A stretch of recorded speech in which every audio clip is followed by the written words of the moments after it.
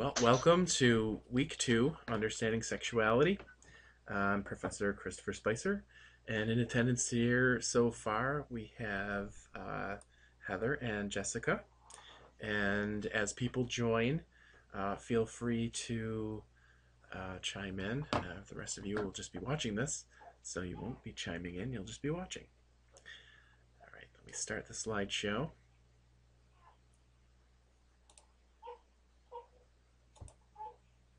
Okay. So, I'm going to provide you today with a basic understanding of sexuality. I want to show you some theories and practice, uh, basically understanding terminology and that sort of thing, so that you can really have a good foundation for the future discussions. So, to really understand what we're going to be talking about, let me try and move this here. There we go. We have to start with Sigmund Freud. So he really started our modern understanding of a lot of things, including sexuality. A lot of people don't know that he did write a lot on the subject. He is roundly criticized for a lot of things that he said, but he wrote a series of papers that was then later published in 1963. And of course, this is long after his death. But Sexuality and the Psychology of Love. And it's a bunch of his papers, and it's through the lens of dominant patriarchy and his conception of neuroses. And he attempted to describe sexual morality and modern nervousness, how men make love object choices, so, who they're likely to fall in love with and how that plays out in the psychology of men. The taboo of virginity, and talking about what, he believed that men naturally preferred a virgin, and that it was so natural it was really hard to describe.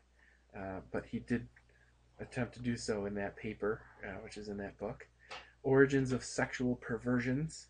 So he believed that he figured out, what sexual perversions were and where they come from, and possible explanation for homosexuality in women. Of course, this was based on a case study. And he wrote a paper on female sexuality and so much more. So, Freud's theories about sexuality, especially regarding women, are treated with disdain today. Though Freud's experience with case studies do allow us a glimpse of psychological processes underpinning sexuality, the objectivity of his suppositions and conclusions are heavily tainted by patriarchy and misogyny. It's difficult to gain insight from Freud's work today. However, it must be acknowledged that he started quite a conversation. So let's all, look at him as a product of his time, with really not a lot of thinking about what his, societal point of view or his social point of view was doing to his conclusions. So I think that, reading Freud, which I did read a lot of Freud, and judged it from my, modern day lens and my more enlightened lens and my recovering misogynist lens and that sort of thing. There is some things in there that are worthy of understanding. However, so much has been built on what he did get right that you almost don't have to go back and read them. But it's up to you. If you're interested in that book, go ahead and give it a shot. But I think that, if you believe in women's rights, and you don't think that men are superior in every way, and, you might get angry reading and stuff. So let's move on. So Freud kind of started this whole thing. But then we've got, 1894 to 1956. Who's this? We've got Alfred Kinsey. He is an American biologist and professor of entomology and zoology turned sexologist. So he published Sexuality in the Human Male, which was called the Kinsey Report, and also Sexuality in the Human Female later on, 5 years later, which was also the Kinsey Report. He developed something called the Kinsey Scale, which is an interesting theory about sexuality and the way to look at people's sexuality, which is something that had never really been studied before in the way that Kinsey studied it. He also founded the Kinsey Institute for Research in Sex, Gender, and Reproduction at Indiana University in 1947. So, a movie was made attempting to tell the story of Alfred Kinsey in 2004, with Liam Neeson playing Kinsey. I say it was a worthy view. I will say that whenever you are, doing a movie of someone's life and you're trying to show their personal life, which they do a lot with the Kinsey story, I think probably some creative license was taken. But if you can put that into perspective, it does give some, a pretty cool view of what it must have been like to be Alfred Kinsey. So, but I'm going to show you the trailer to that movie because it's so interesting. All right, so here we go. Kinsey from it. Kinsey from it. There we go.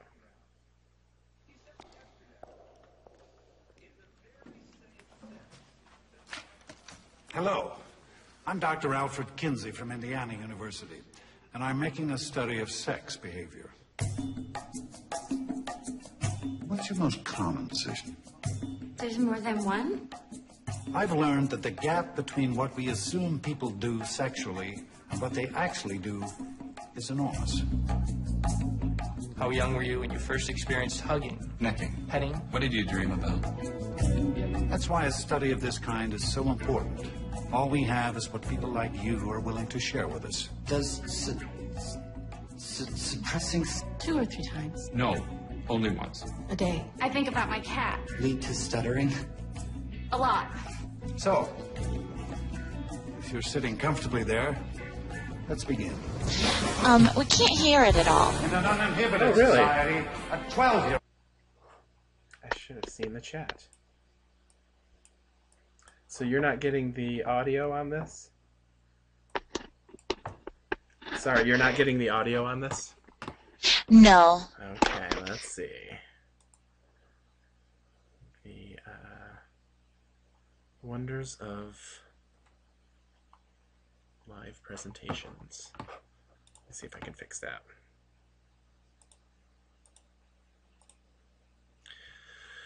All right, ready? Tell me if you can hear it with the chat box here, and then I will.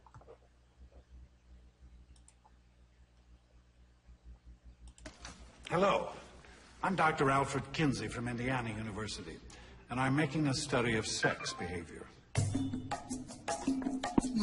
What's your most common position? There's more than one? I've learned that the gap between what we assume people do sexually and what they actually do is enormous.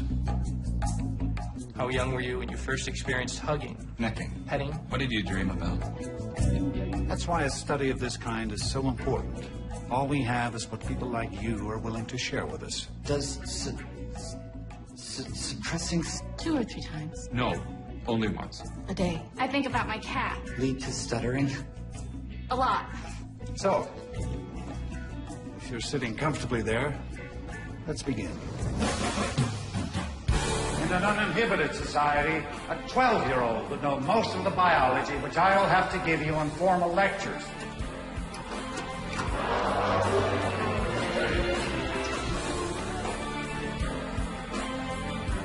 Dr. Kinsey's findings are shocking.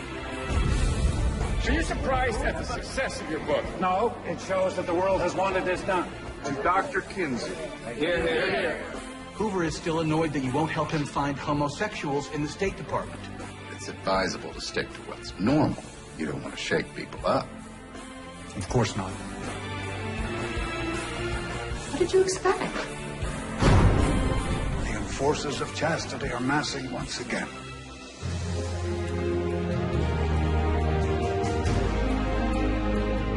What are we to you? Just lab rats? Is this just another part of the project? stop using science to justify what you've done. Forgive me, Meg. I've taken on so many other people's secrets. I don't want any of my own. Haven't I always been open to whatever you wanted? Sex is a risky game because if you're not careful, it will cut you wide open.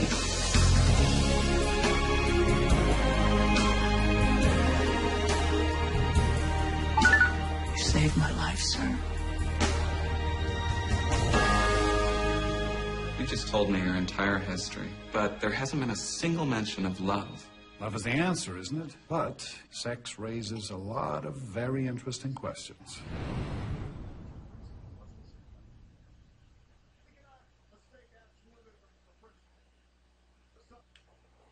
And there we are. So what'd you think of that? Has anybody, have either of you seen that movie?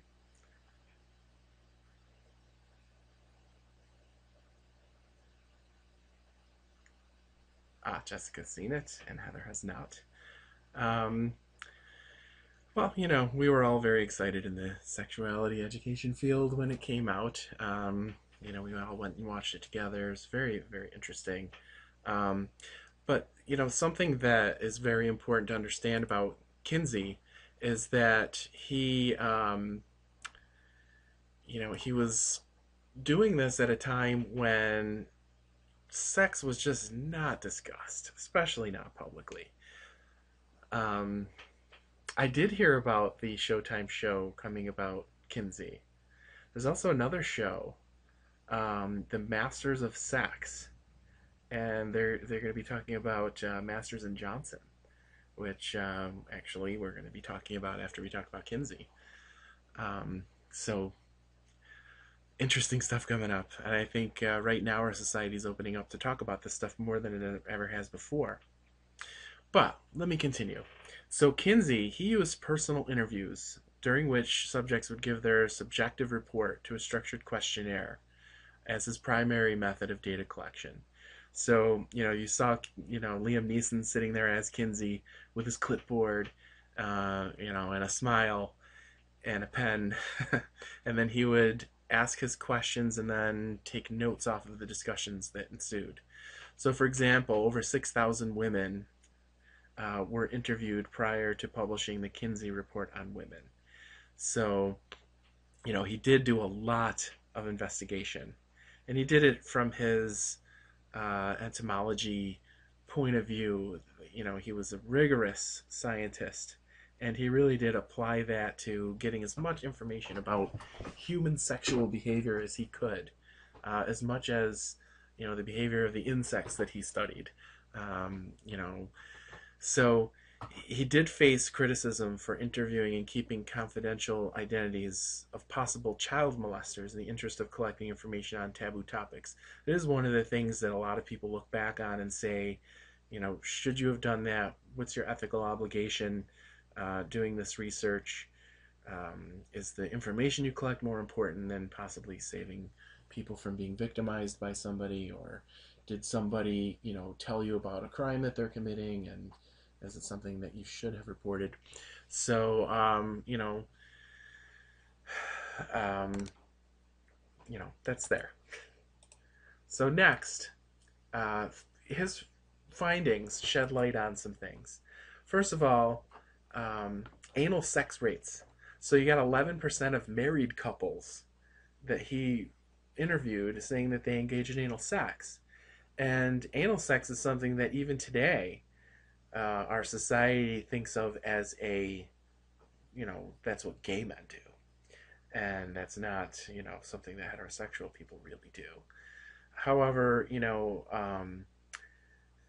it's really not something also that gay men do as much as you might think. So, you know, there's a study that said that only 25% of gay men couples engage in anal sex. So, you know, it's just changing our perceptions, these assumptions that we have. Another one is bisexuality rates. Startlingly, 46% of males had engaged in homosexual activities in their lifetime at some point. So that's something, again, that cut against the grain. It cut against, you know, heterosexist culture that was out there. Ages of first sex. He found out what are the percentages of people and what do they report and when did they first start having sex. The average duration of sex. I mean, that's something that everybody wonders about. How long should people be having sex? They wonder about their own behavior. Am I having sex too short or too long? Can I last? It's also something that men worry a terrible amount about, how long they last. Premarital and extramarital sex rates, including frequency and number of partners. So he gets all this detailed information about things like premarital sex at a time when nobody was supposed to be having premarital sex. Extramarital sex, come on, even today, people might hesitate to give that information, but he got it from people in these interviews. Common sexual positions that people used, body image and erogenous zones, and how people felt about these things, frequency and types of fantasy, masturbation, and foreplay, and so much more. He just really got into people's behaviors, what the kinds of things that they were into. So, things of special notes that 11.6% of white males aged 20 to 25 were, here it is, seen as rated as being equally heterosexual and homosexual. So that shocked the public. Like half of these young white men, or sorry, not half, but 10%, a little over 10%. And then 12% of females and 22% of males were aroused by sadomasochistic story. So, that's seems like such a perversion actually in the old Freudian mindset that, being aroused by something like that would be considered a neurosis and, a lot of anxiety there, and you might want to go into psychotherapy, deep psychotherapy for quite a while. But then you got 1 in 10 women and 2 in 10 males, or 1 in 5 males, finding that kind of nice. So 11% of males in marriage engaged in anal sex. Again, I mentioned that before, but that was shocking. Just really shocking to, 40s America. So, Kinsey, let me just move this over here. He developed something called the Kinsey scale. He was not a big fan of, the whole labeling people heterosexual or homosexual. It's just too extreme. He sees people on a scale, or he would rate people on a scale. And that's a scale that runs from exclusively heterosexual all the way down to exclusively homosexual. But, he's got all these ratings in between. Predominantly heterosexual, only incidentally homosexual. Predominantly heterosexual, but more than incidentally homosexual. And then equally heterosexual and homosexual. So that would be someone that might be considered bisexual by today's standards, or, by the language that we tend to use or want to use. But, most people use 0, 3, and 6. And only recently did the Kinsey Institute add the last one, the X one, which is asexual. So they believe that some people really are not sexual at all. So they just added that to the scale. So that's just interesting. It's something to consider, that there is, you can't just have concrete definitions and labels for everybody, especially on something that's complex as sexuality.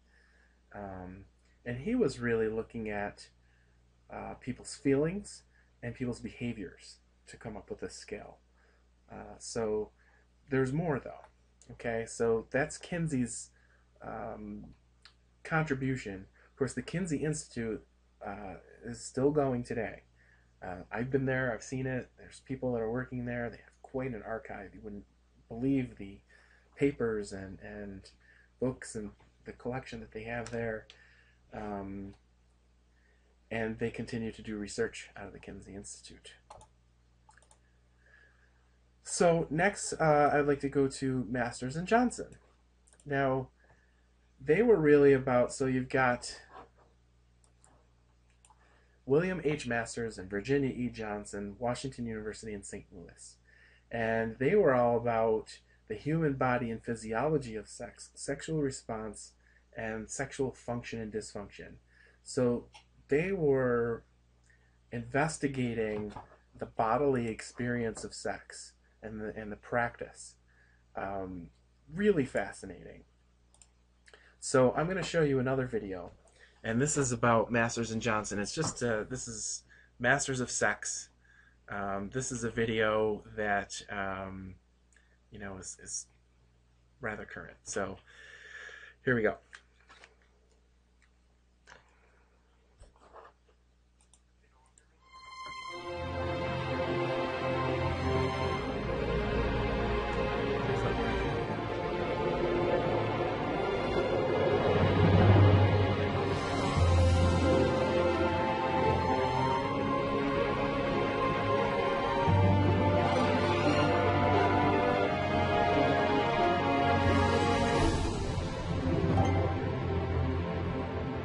In the straight-laced 1950s, conducting research into sex presented some daunting challenges. For example, when Masters and Johnson began their work at Washington University in 1957, they wondered where they would find volunteers for the project. But to their surprise, they discovered that many ordinary people were willing to serve as subjects. Curiously enough, getting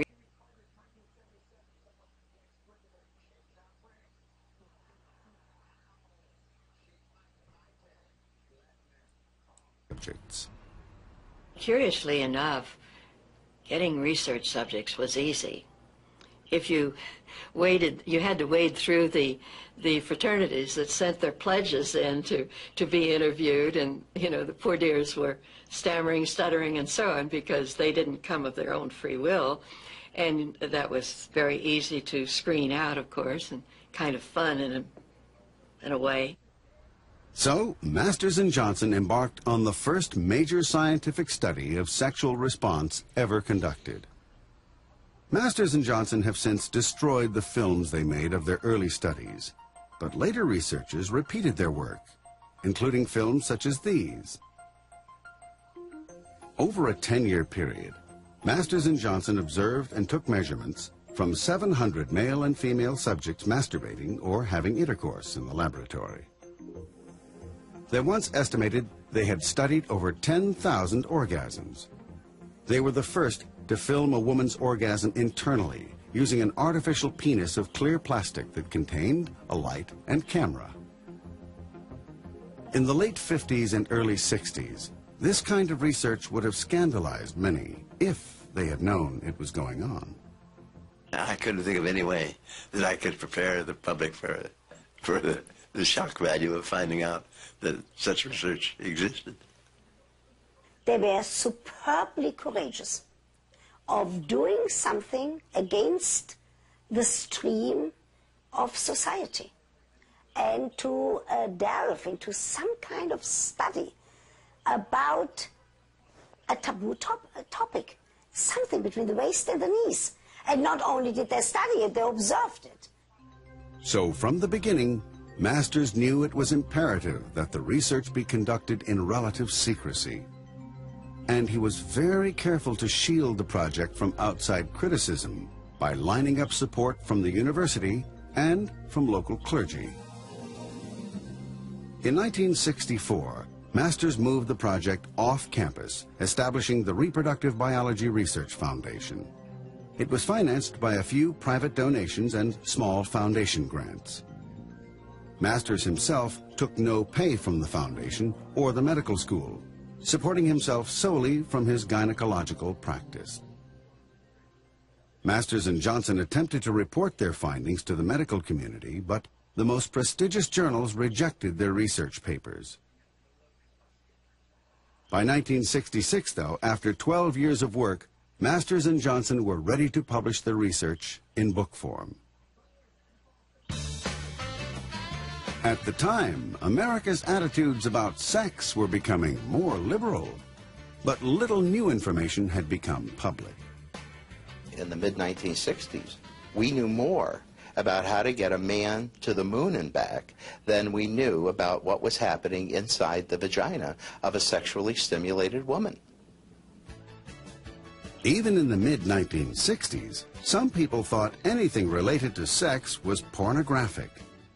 Masters and Johnson knew that, so when they brought out their book, Human Sexual Response, they did everything they could to control the potential for sensationalism. Does it concern you that thrill seekers, people of that sort, will make it a point to try to get a copy of your study? No, I don't really think so. If they are looking for pornography or that type of material, they're going to be disappointed, because I can assure you that every effort was made to remove this type of material from the text. Masters and Johnson wrote the book as a medical textbook in deliberately dense scientific language. They chose a conservative Boston publisher, Little Brown, and held briefings for small groups of science writers in a Boston hotel suite just before publication.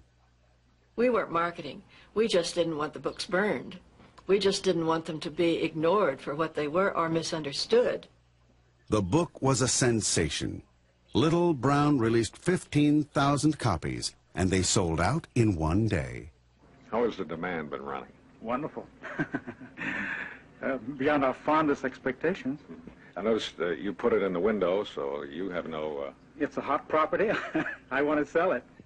Human Sexual Response went on to sell over 250,000 copies in just the first year. It held firm on the bestseller list for 6 months. Do people apologize for ordering it or try to pass themselves off as students or anything? On the contrary. I mean, this is an enlightened age, and people are interested in sex. Compared to the 1950s, it was an enlightened age, as America's sexual mores were changing. If the Masters and Johnson book had arrived in 55 or 1960, it would have been blasted. It arrived at almost the perfect time. It arrived at a time in which people were throwing off a lot of the taboos and repression related to their own sexuality.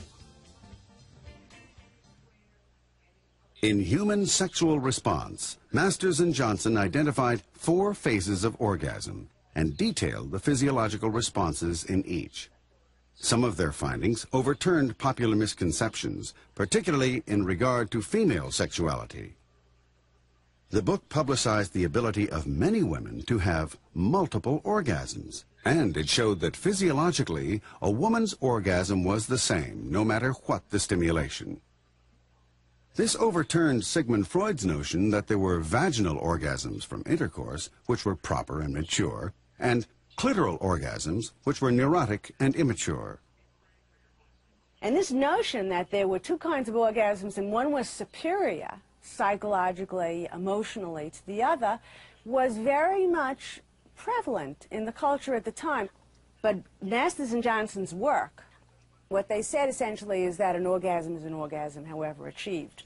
What it did is it gave women a sense of both entitlement and a sense of inclination to pursue it, so that women became much more eager to achieve and experience orgasm.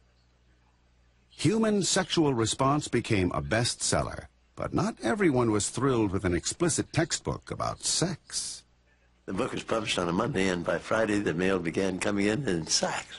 I mean that literally. We had to employ 3 secretaries on a part-time basis to answer the mail. And about 80% of the mail was dropped dead. Previously, Dr. Masters had received numerous... All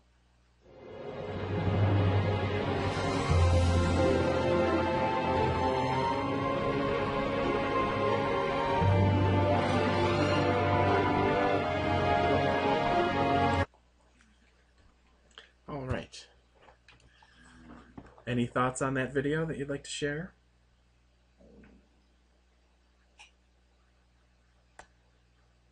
Okay, well, I think the important thing to take away from this is, number one, that this time it wasn't a, zoologist, biology type of professor trying to uncover sexual behavior. This time it was a gynecologist Masters and Johnson, doctors, they were kind of taking a medical view of this. And also to remember that Kinsey came just before them and what they were trying to publish. And when Kinsey published his Kinsey report on male sexuality, it was very well received. But then 5 years later, when he published the female sexuality, there was a lot of pushback on that one. And I think this is something again that we're going to have to really analyze. Is why was there so much more pushback on the female sexuality report than the male sexuality report for Kinsey? And then why, when Masters and Johnson's first attempt to publish, why was that avoided? And those two things kind of corresponded timeline-wise. And then it wasn't until the 60s, the mid-60s, where Masters and Johnson published the book on their own, bringing attention to this issue, and then becoming more accepted as a legitimate source of information on sexuality. So that's something that I wanted to show you guys, as those three things. We got Freud, and then we've got Alfred Kinsey, and then we've got Masters and Johnson. And a lot of what we're doing today is still based on our understanding of the studies that they've done and the legacies that they've left with their institutes and what they continue to provide us in terms of information. So, sexuality encompasses nearly every aspect of our being, from attitudes and values to feelings and experiences. It is influenced by the individual, family, culture, region, spirituality, laws, professions, institutions, science, and politics. And it's something that is a very important consideration here, is that there is a biological, sort of hardwired aspect to sexuality, but there is also a very large, very influential part of sexuality that is a product of our environment. It is our adaptation to our environment. And this model in the United States right now is the most popular model, the circles of sexuality. And these circles, Dennis Daly's PhD is credited with this, sort of developing this model. So here's the model of sexuality. And the circles are sensuality, intimacy, sexual identity, sexual health and reproduction, and sexualization. And I want to go into more detail on these and investigate these further. If this will let me display the chat, I would love to do that. Okay, so first, sensuality. Sensuality involves our level of awareness, acceptance, and enjoyment of our own or others' bodies. And the parts of sensuality are skin hunger, oral and visual stimuli, the sexual response cycle, body image, and fantasies. So, for those of you that don't know, skin hunger is just people's desire to be touched, to sense and have contact with others. Sound and sight stimuli is just what you hear and what you see. Sexual response cycle is something that we're going to talk about later in the course when we talk about the biology or the biological and reproductive health side of things, and that's of course based on Masters and Johnson's work. And body image, and that's really one's body image is how they see themselves. It may not reflect how other people see them, and some people have body image issues.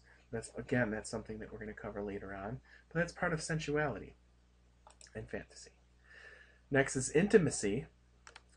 Intimacy is the degree to which we express and have a need for a closeness with another person or people. And this includes caring, sharing, loving and liking, risk-taking, vulnerability, self-disclosure, trust, So, trust is an intimacy issue if you have a trust problem. If you can't disclose of yourself or let people in to see the real you, that's an intimacy issue. Um, the inability to be vulnerable is an intimacy problem. Something that we're going to, when we talk more about diversity, something that we're going to talk about is men and vulnerability and masculinity and vulnerability. Okay? The next is sexual identity. So sexual identity is how we perceive ourselves as a sexual being. Quite simple. So the elements of sexual identity are biological gender, so male, female, gender identity, which is what you identify as, could be different than your actual biological gender. Then there's a gender role, which is what society sort of puts on people in terms of what their biological gender is and the behavioral expectations that come with that. And then sexual orientation, which is your sexual preference. So the next circle is sexual health and reproduction, and that relates to attitudes and behaviors towards our health and the consequences of sexual activity. And that's sexual behavior, anatomy and physiology, sexual and reproductive systems, contraception and abortion, sexually transmitted infections. All these things come into play around sexual health and reproduction. Then sexualization. Sexualization involves how we use our sexuality and may include manipulating and controlling others. So I'll tell you that anything can be sexualized, but some of the examples given here are flirting, media messages and images, seduction, withholding sex, sexual harassment is really sexualized harassment, incest and rape. I don't know if you've learned this yet, but for instance, rape. Rape is not sex. Rape is sexualized violence. So, it's just very important to understand that terminology and that frame of reference to better understand, what a crime like that is. So, that's the circle of sexuality, and these circles, if you can see, the way that they're presented is that they're all interlocking, and that they're all, one in part of a whole, and that sexuality is a complex thing, and there's really no way to pin down a concrete definition for anyone's sexuality or anyone's values as they pertain to sex and sexuality. So, let's talk about terminology. Unless anybody has any questions about the circles of sexuality. Going once, going twice, and there we go. So, sex defined. So this comes from a descriptive dictionary and atlas of sexology, published in 1991. So, sex character, any structural, behavioral, or functional trait typically found more often in one sex. Also, those visible body features associated with sexual status and reproductive role of a male or a female, classified as primary, secondary, and tertiary. So, primary sex characteristics, physical attributes which develop based on chromosomal, scripted, sex, fundamental biology of reproductive systems, like males include testes, penis, females, ovaries, vulva, vagina. Okay, so those are primary sex characteristics. Secondary sex characteristics, physical attributes which develop during puberty, which allows for the reproductive functioning of the sex organs. So males start growth of pubic hair, sperm production. Females start growth of pubic hair and menstruation, so they experience menarche. And then there's tertiary sex characteristics. And those are differences associated with sex that are in large part acquired of learned, the adoption of masculine and feminine sex roles based on sex role stereotypes within a culture. separate from primary and secondary due to non-biological basis. So these are things that are very mutable from culture to culture, from society to society, from time to time, age to age. So, sexual identity is one's internalized conviction of his or her own sex as a male or female. Sexual identity is often used as a synonym for gender identity. So, like I said, there are people who are born and they feel that their body is the wrong sex. And so this is a conflict of one's biological state and one's internalized state. So this is something that someone might consider a sex change or not, depending. Sex attribution is the interpretation of one's outward physical appearance and assumption of sex or reproductive status by others. Sexual orientation is a pattern of sexual attraction based on the eternal sex of one's partner. So, heterosexual is the opposite sex, homosexual is the same sex, and bisexual, both the same and the opposite sex. So I think it's interesting how they define sexual orientation here. You think about the Kinsey scale, that's that 0, 3, and 6 attributions. But here they say a pattern of sexual attraction. And that kind of accounts for people having experiences that, can't be used to define them. They just do something and maybe exploring, maybe questioning. There's got to be a lot of room for avoiding labels with sexual orientation. Next, intersex, often called hermaphrodites. One uncertain reproductive status includes a wide variety of combinations of internal and external sex characteristics. And then there's transsexual, one who does not identify with their biological sex and often has surgery to restructure the physical sex to one which they identify with. Okay? Any questions so far? I hope I didn't lose you guys. If I did, I apologize. We'll have to solve that problem for next. So here's gender. Oh, I didn't lose you. Thank you, Jessica. Again, we're taking from the same book.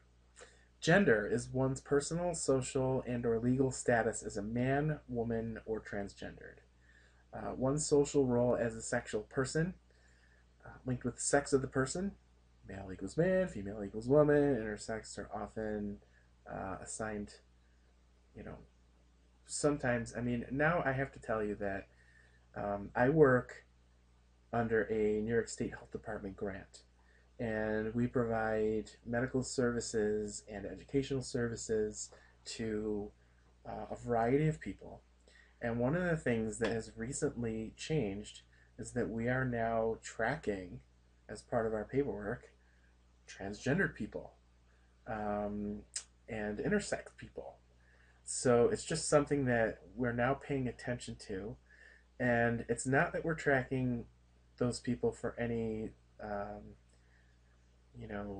bad reasons. It's because we've now come as a society to recognize this is a population of people and that they need the same access to services and attention that anybody else would need. And so tracking them and the education that we give and the services that we provide is a way for us to find gaps in service and make changes. So this is definitely a very good trend to the positive. And yes, Jessica, you should love it because it's wonderful. Gender assignment, cultural and or family decisions, whether a child will be raised as a boy or a girl.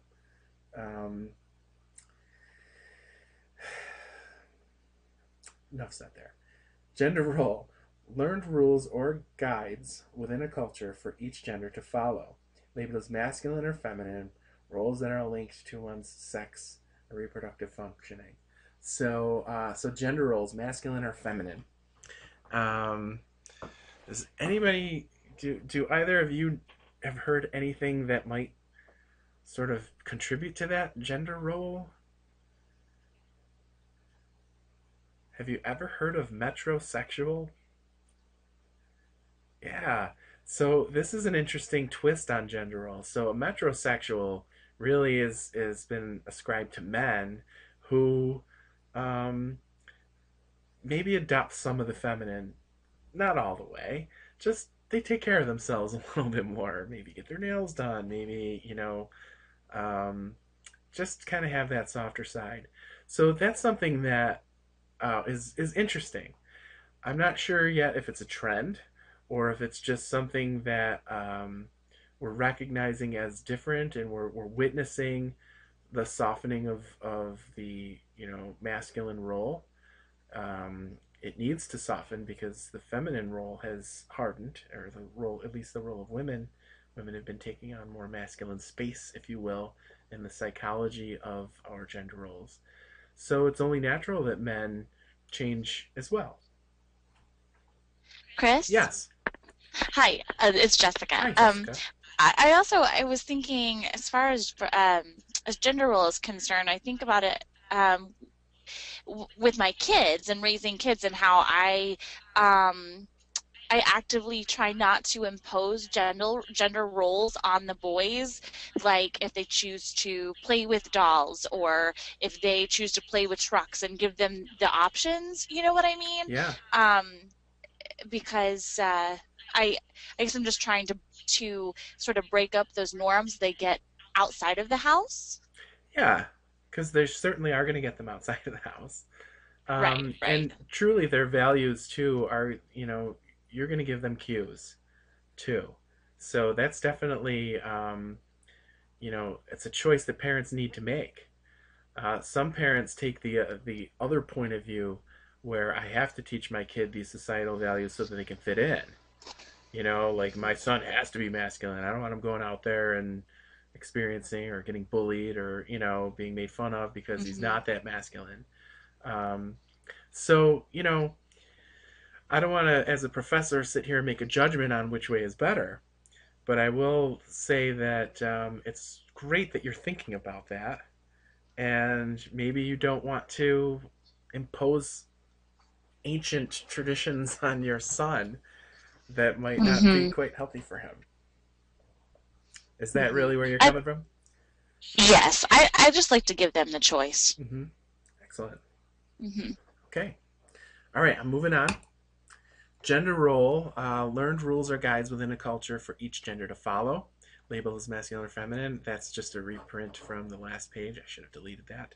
Gender identity is one's internal conviction of his or her own gender status as a man, woman, or transgendered.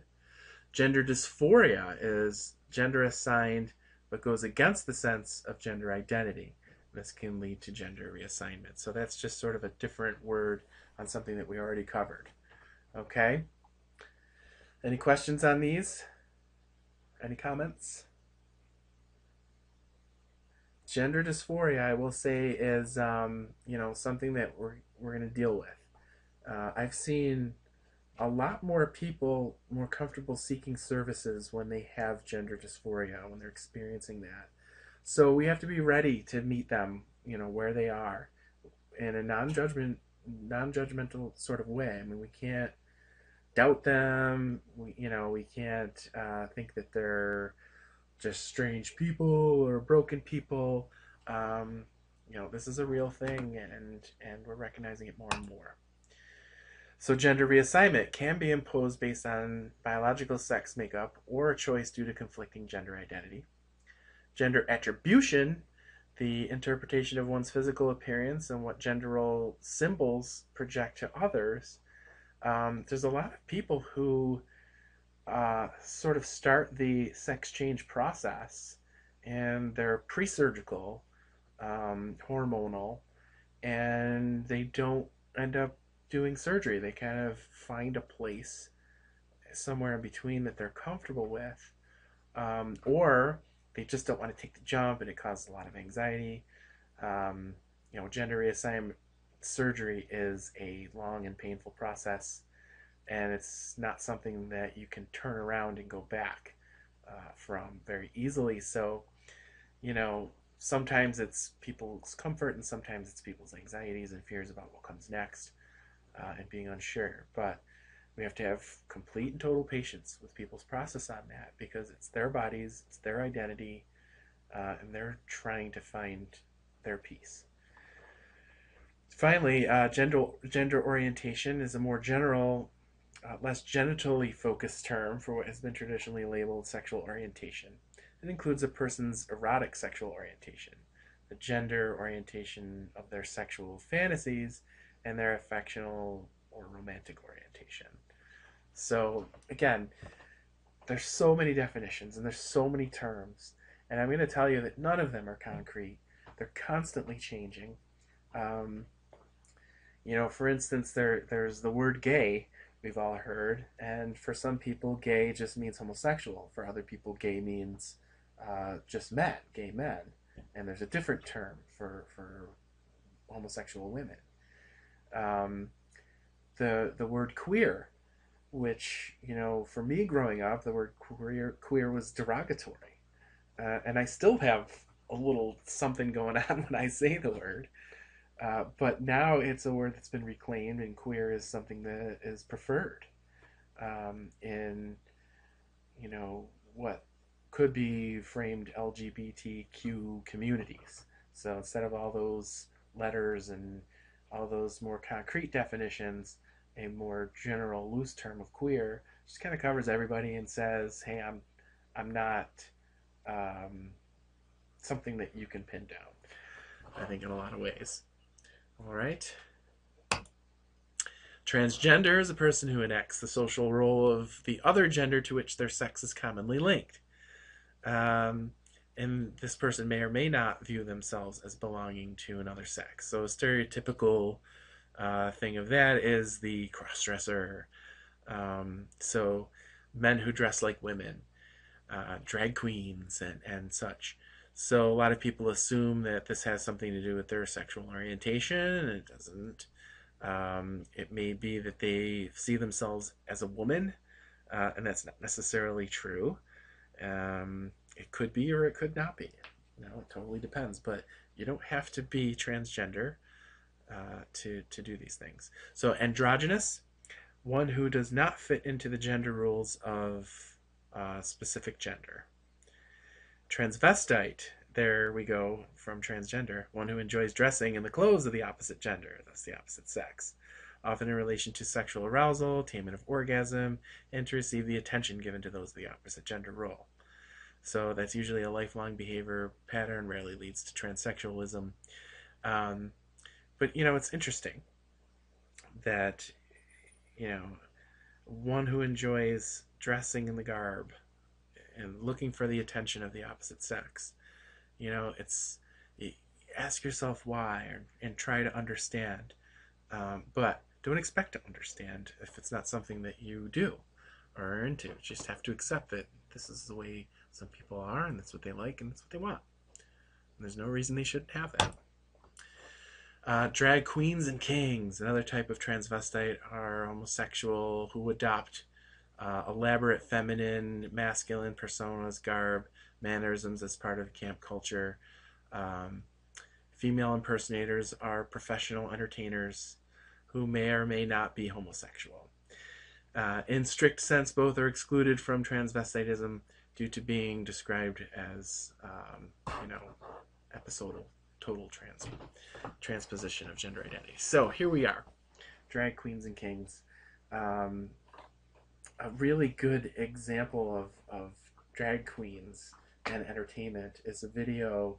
Maybe you want to look it up a little bit later, but it's you can YouTube search it, Chow Down with Chick-fil-A, and they do this Wilson Phillips song, and they talk about Chick-fil-A and that they eat there even though they're gay, because the upper management of Chick-fil-A came out as thinking that homosexuality is wrong and bad, and they kind of take a really funny music video response to it.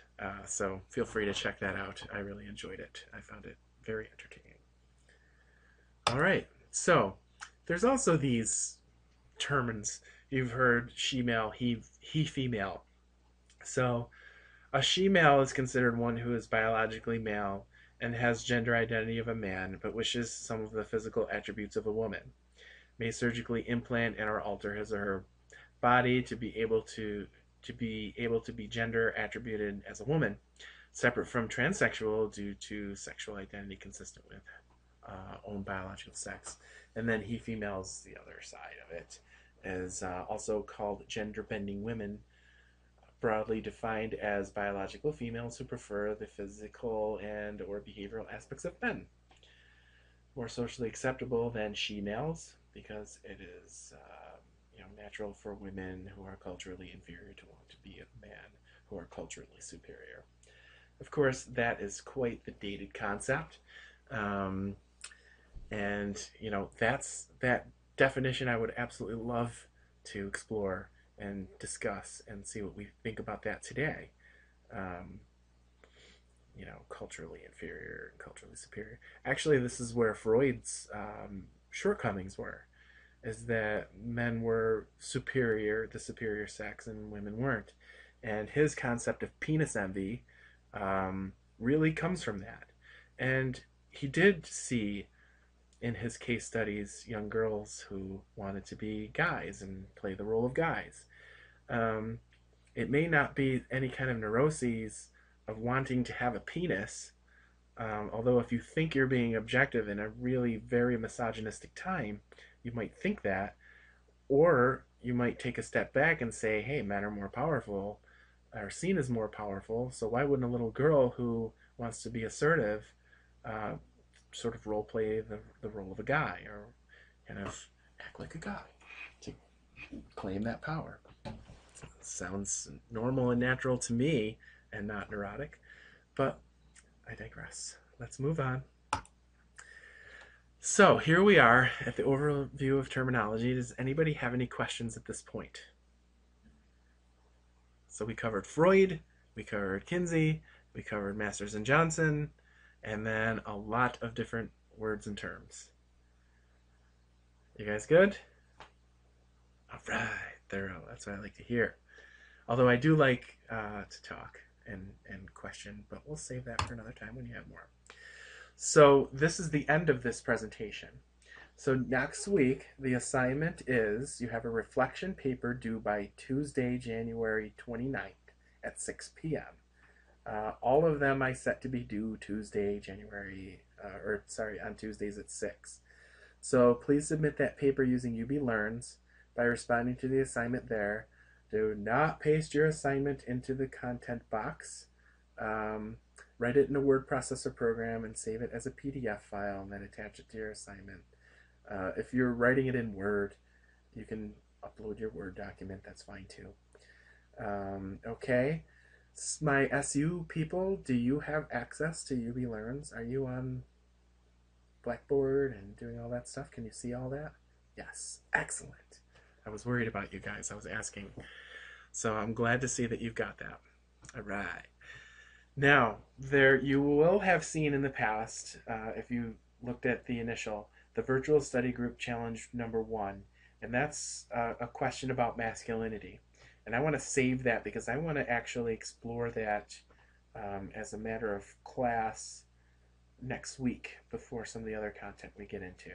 So I moved it back 1 week. You guys okay with that? Those that were on, you get to decide.